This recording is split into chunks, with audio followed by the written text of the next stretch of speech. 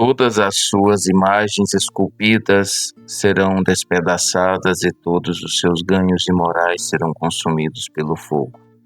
Destruirei todas as suas imagens, visto que o que ela juntou foi como ganho à prostituição. Como salário de prostituição tornará a ser usado.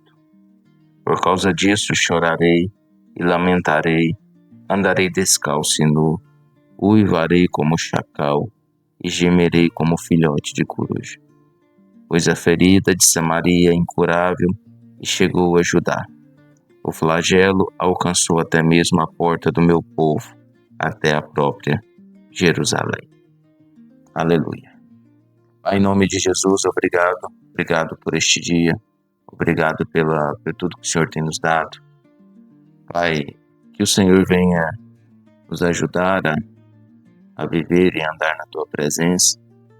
Que o Senhor venha nos ajudar a ter um dia consagrado ao Senhor. Que o Senhor venha nos ajudar a viver a Tua vontade, a viver o Teu querer, a viver conforme o agir do Senhor.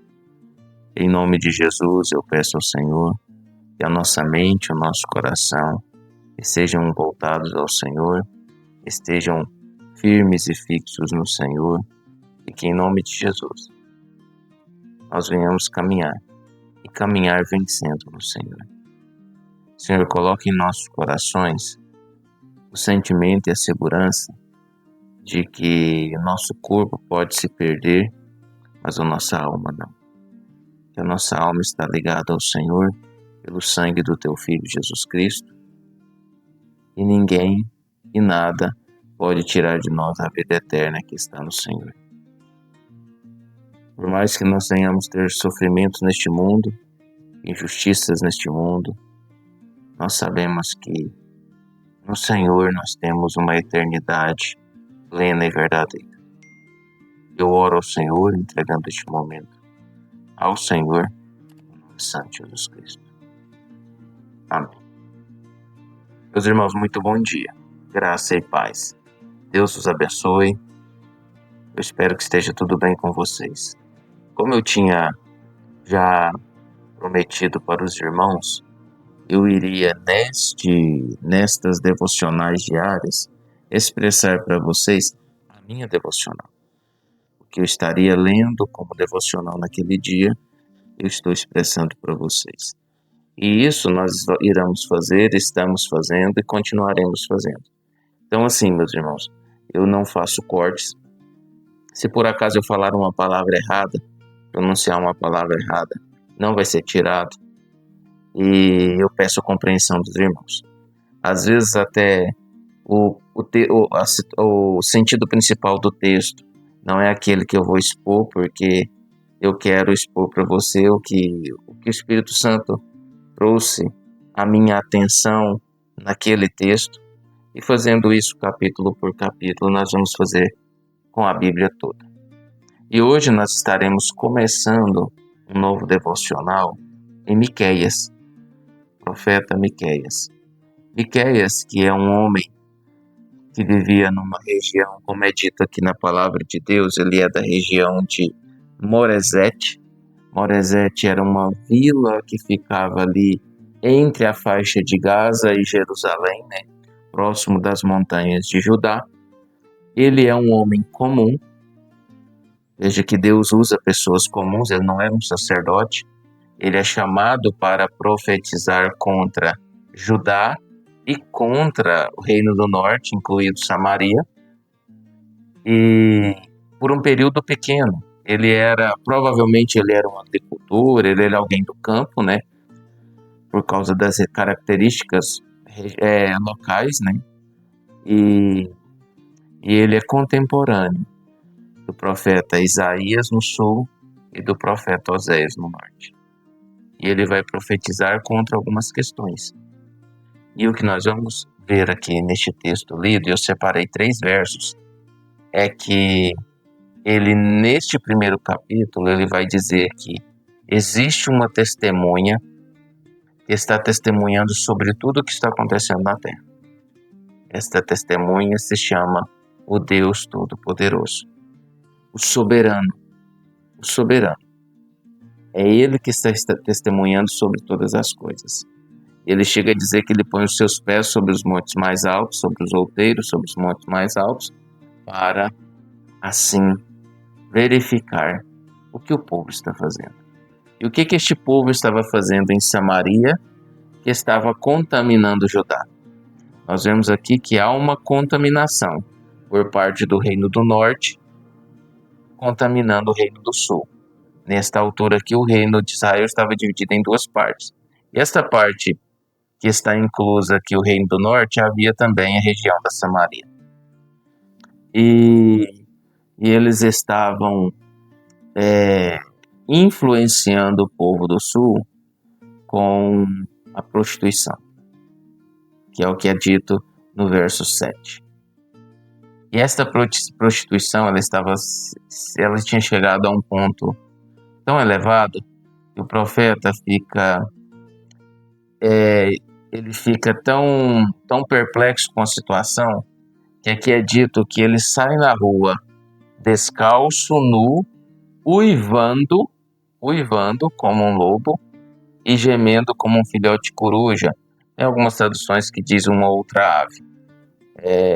Mas esse era o aspecto. Imagina essa cena, né? Um homem falando de Deus sai nu na rua, uivando como um lobo, né? E gemendo também. É muito interessante a forma que Deus está falando com esse profeta, né? Utilizando esse profeta. Mas o que era essa prostituição? Essa prostituição que tinha tomado conta do Reino do Norte estava influenciando o Reino do Sul. Essa prostituição é a idolatria. A idolatria estava consumindo o povo de Deus. Deus tinha deixado mandamentos. Deus tinha deixado um mandamento que ele era o único Deus adorável, o único Deus de Israel. E nós vemos que por influências estrangeiras, o Reino do Norte já tinha se consumido totalmente pela idolatria. Totalmente. Eles muitos deles, né, nem iam mais em Jerusalém fazer as suas adorações, nem participar das festas religiosas. Eles já estavam praticamente adorando outros deuses. Naquela época, a ideologia era: o Deus mais forte é o que eu vou adorar. O Deus que me livrar do inimigo, o Deus que me livrar das doenças, o Deus que me livrar, que me prosperar, é este que eu vou adorar. Isso não é diferente hoje, né? Nós vemos que a pedagogia de Deus, ela não é muito assim. Ele é o Deus Todo-Poderoso, mas ele muitas vezes ele vai ser um Deus que vai agir com justiça para o seu conserto. E aqui vai ser expressado isso. E aí o que aconteceu? Essa ideologia ela foi avançando, essa idolatria foi avançando, chegando ao Reino do Sul, influenciando os povos, influenciando até Jerusalém. Ao ponto que acontecia o seguinte: as pessoas faziam seu culto no templo, ao Deus, a Yahvé. Entretanto, elas tinham seus outros deuses, seus outros postes ídolos, seus bosques, seus ídolos de madeira, aonde ele fazia sua adoração à parte, paralela. Ele tinha a adoração a Yahvé e tinha uma adoração paralela a um outro Deus. Isso era comum. Muitas vezes você vai ver lá em Crônicas e em Reis falando que aquele Deus fez uma reforma religiosa e o povo voltou a adorar no templo, mas ainda tem uns que dizem, mas ele não conseguiu acabar por completo com a adoração aos Baalins, a adoração aos postes ídolos. É normal você ver isso quando você vai ver a história dos reis.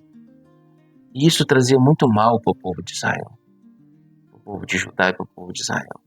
Tanto Samaria como o povo do norte, eles foram exterminados e o que sobrou foi levado cativo e nunca mais voltou para trás pelos povos assírios por causa dessa idolatria, por causa dessa prostituição. E o profeta está dizendo para Judá que eles estavam para ir no mesmo caminho. Deus ia tirá-los do reino, levá-los cativos eles perderiam, nos últimos versos falam que eles chorariam pelos filhos que seriam levados como escravos. E isso aconteceria por causa da dupla adoração. Eles adoravam Yahvé e tinham os seus outros deuses. Agora, olhando para o nosso dia a dia, uma aplicação aqui bem prática.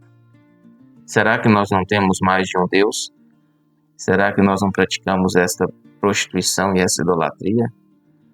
Será que nós não praticamos essa idolatria quando nós participamos, por exemplo, de um culto no domingo à noite ou de uma missa de manhã, no domingo de manhã, e depois passamos a semana toda confiando no nosso dinheiro, confiando no nosso trabalho, confiando na nossa família, confiando em um político, idolatrando